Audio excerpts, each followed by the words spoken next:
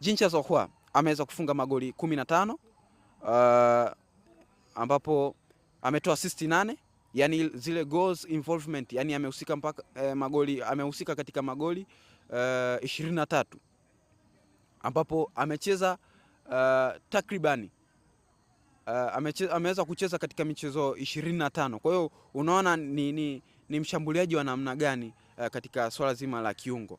Lakini tukirudi sasa katika safu ya kiungo ya Dar es Salaam Africans ambayo inaongozwa na kijana unaweza kumuita Entebbe Maestro ama Jinja Maestro Khalid Aucho. Amekuwa ni mhimili mkubwa katika eneo la katikati, licha ya kwamba ameweza kupata majeraha katika kipindi kilichopita, kwa maana kipindi cha katikati, lakini amekuwa akifanya vizuri katika nafasi ambayo anacheza.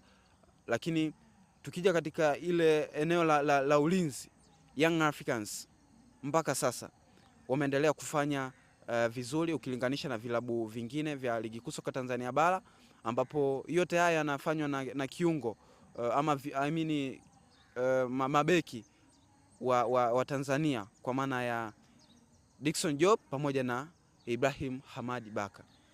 Sawa, hizo zilikuwa ni takwimu za vilabu vyote viwili ambavyo mchezo wao una joto kweli kweli. Kama tunavyofahamu, Kariakoo Derby ni moja ya derby kubwa sana barani Afrika.